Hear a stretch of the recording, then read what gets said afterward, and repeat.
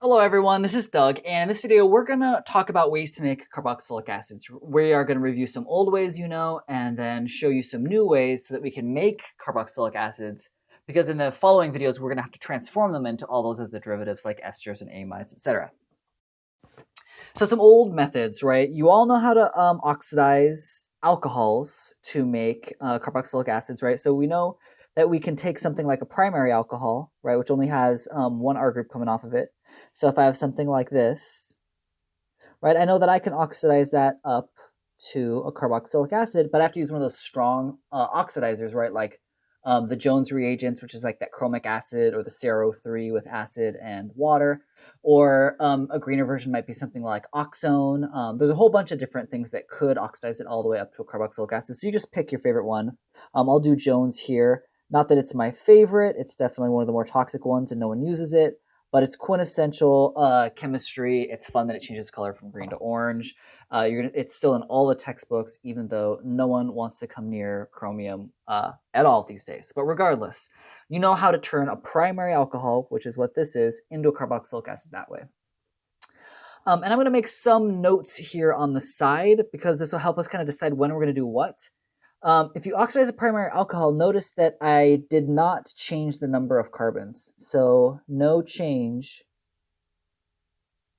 in number of carbons. Right, so wherever that alcohol was, that's where your carboxylic acid is, right? And I'm going to put in my numbers here. So let's call that carbon 1, 2, and 3. This is 1, 2, and 3. I neither gained nor lost any carbons. Now that's going to be very different for when you do that oxidative cleavage of alkenes with potassium permanganate here, right? So an example of that, to remind you, would be if we had, say we had an alkene like this. Let me just do this.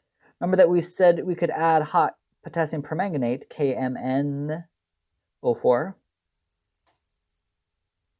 and with some base, some heat, you'd follow this up with an acid workup. And what you end up doing here, and I'm going to number these carbons, this is not IUPAC necessarily, I'm just going to number my carbons so that I can see them, 3, 4, 5, and we'll call that 6. Remember that you cleave where that alkene is with hot potassium permanganate. And so I'm going to get two different molecules here. One, so that's carbon 3, here's 4, 5, 6. Where at carbon 3, let me go ahead and put the numbers now. So that's carbon 1, 2, and 3, and that's 4, 5, and 6. Remember with potassium permanganate, not only do you have the double bond O, which you would for ozonolysis, but you also oxidize that up to an OH, right? So when you have those primary carbons there, they get oxidized up to carboxylic acids also.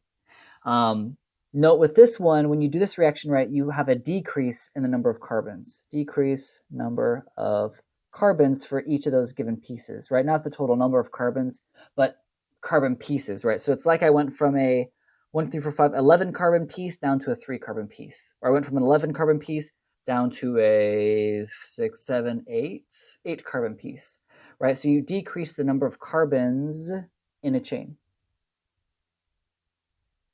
because you're cleaving it, right? It's a cleavage reaction.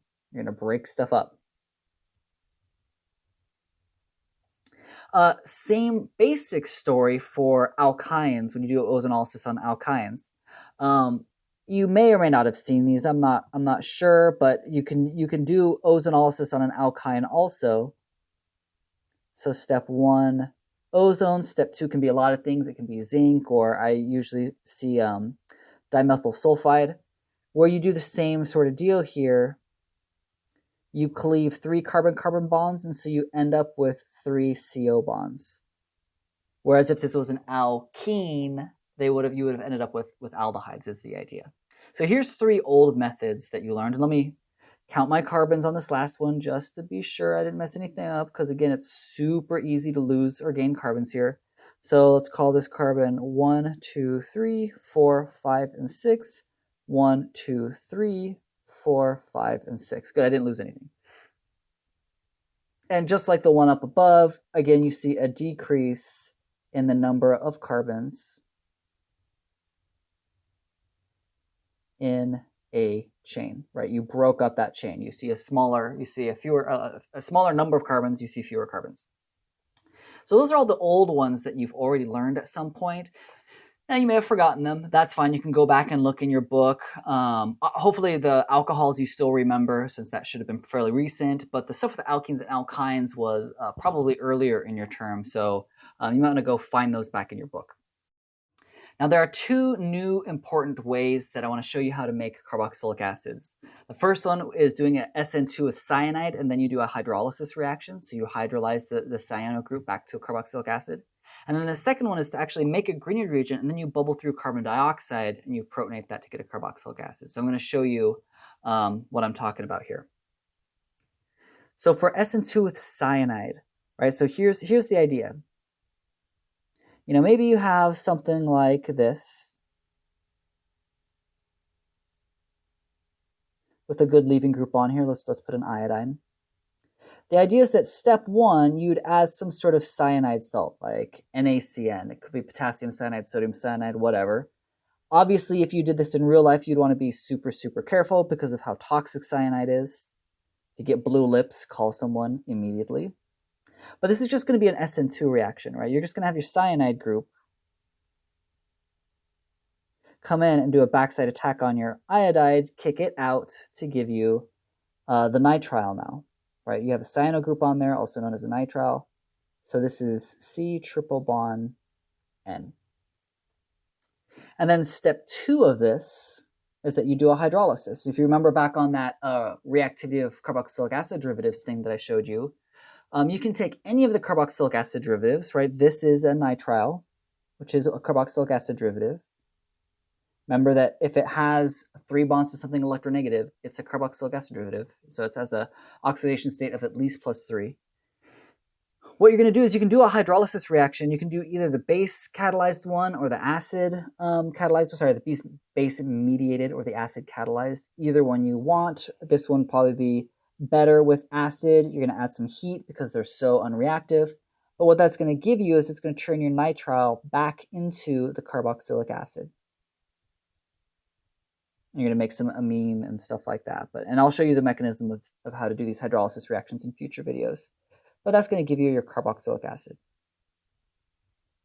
your carboxyl group, right? So you're turning your nitrile into your carboxyl because you did a hydrolysis.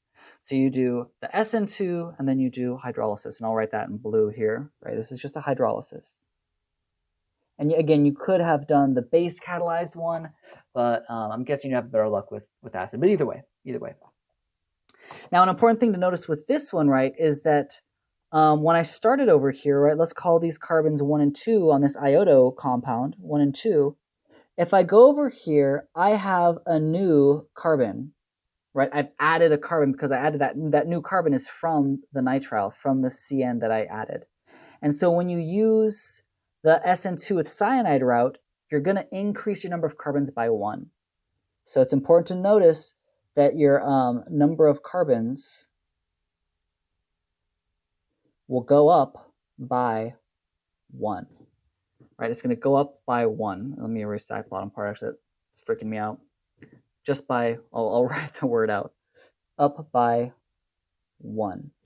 Right, and that'll be a good signal that like, ooh, maybe I use this one. If you have a carboxylic acid and you went up by 1.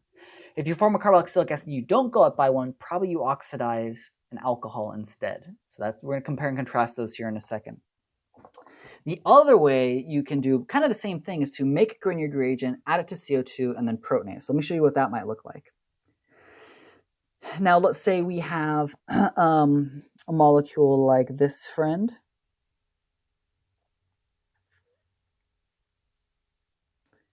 Maybe I have something like this. Maybe these are a little bulky or something like that. The idea here is one of the advantages about this Grignard reagent. Well, let me compare these in a second.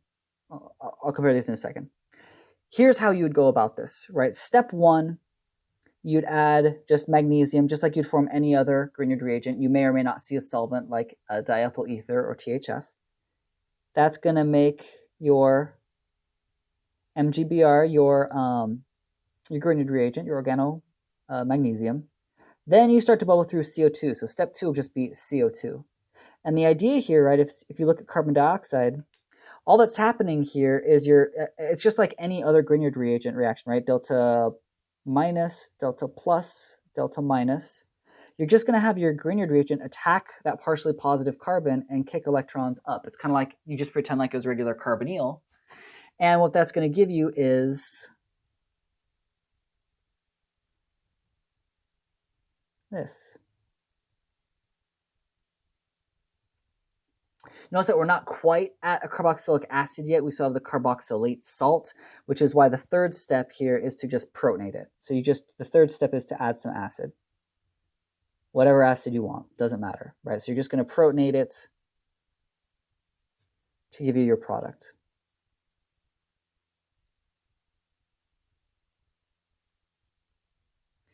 And you'll note with this one, you also increase the number of carbons by 1, right? You added the carbon from CO2, that carbon from carbon dioxide is a new carbon that you added. So this one also adds, I'll put this down here, also adds 1 more carbon.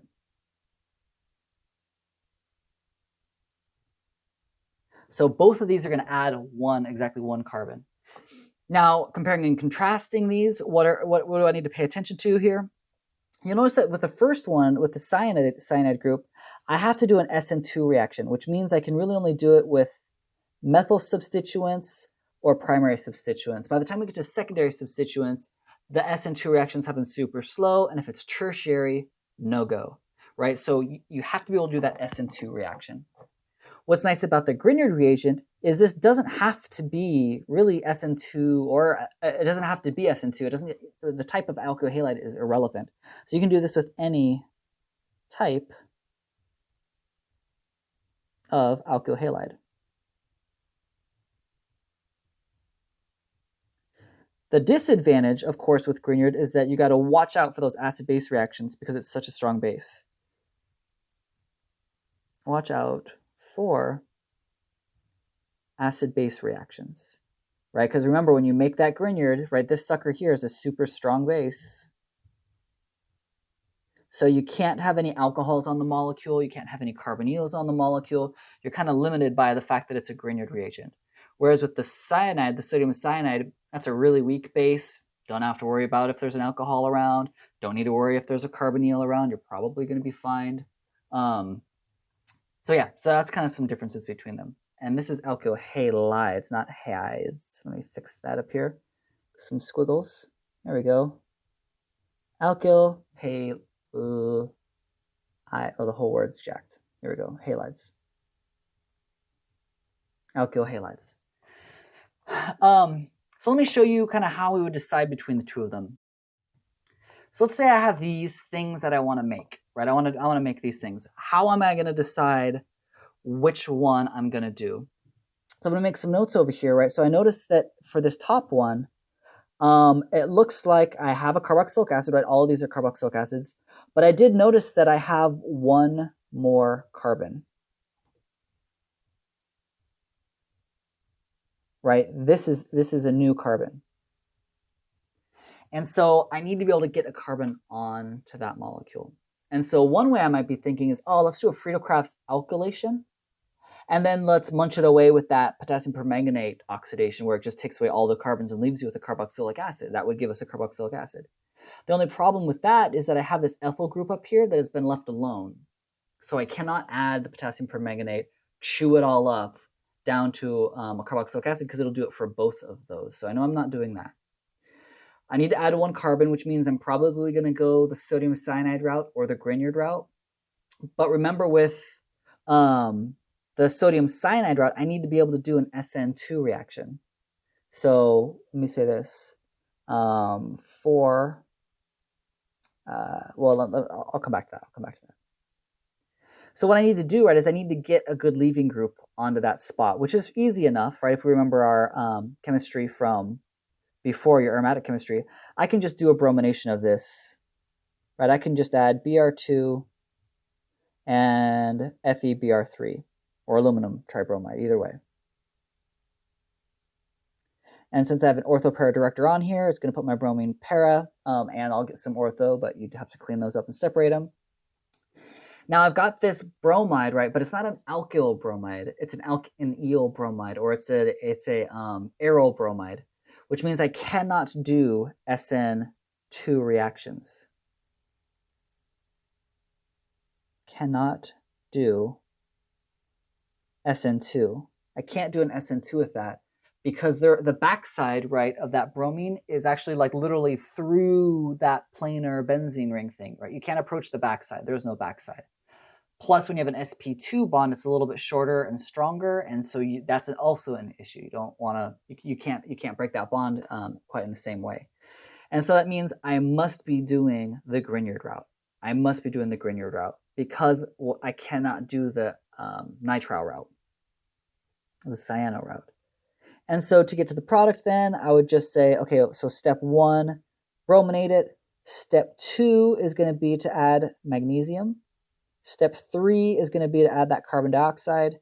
Step 4 is going to be to protonate it. And that should give me that carboxylic acid.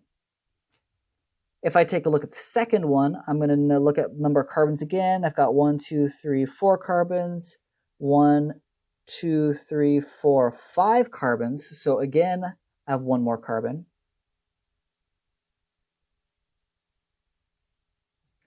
So again, I'm thinking that this might be either sodium cyanide or the Grignard reagent. And since this is a primary alkyl halide, then SN2 is really easy and really fast. So primary alkyl halides are great for SN2. Primary halides are great for SN2s. So that should be pretty straightforward, right? All I'm going to do with this is step 1, add my sodium cyanide. So it's going to do my SN2. So 1, 2, 3, 4, 5. And then step 2, I just need to do a hydrolysis. So I'm going to add acid and water and heat it up. Boom, I've got my carboxylic acid. So that's probably easier. You could have done the Grignard route with this one. It's just more steps. And Grignard reagents are kind of a pain, again, because you have to worry so much about water. Whereas with this reaction with the cyanide and the hydrolysis, you don't have to worry about water. You got to worry about cyanide, but you know, it's pretty straightforward. It would work fine in this case. And then let's look at this last one here. Again, I see that I added one more carbon, which again makes me think I need to go the cyanide route or the Grignard route. But in this one, I noticed that I have an alcohol.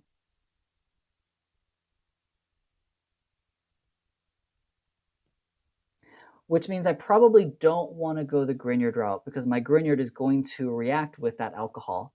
I could protect that alcohol, but that's adding 2 extra steps to my synthesis. Is going to make my yield go down. And so I don't need to go the Grignard route. I have a primary alkyl bromide, so I can just do the cyanide route with this one. The cyanide stuff is not going to care at all about the alcohol. The hydrolysis is not going to care about the alcohol. We should be fine. So for this one, I would, again, just go the cyanide route. NaCN, second step, hydrolysis. And you should be good. If you wanted to protect that alcohol, you could, and you could go the Grignard route, but you don't have to if you go the cyanide route.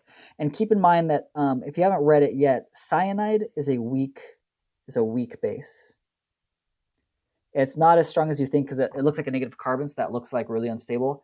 But it's triple bonded to nitrogen, which is one of the more electronegative elements on the periodic table. So it's actually really stabilized because you have that attachment to nitrogen. So it's a weak base. It's not going to go deprotonating water or anything like that.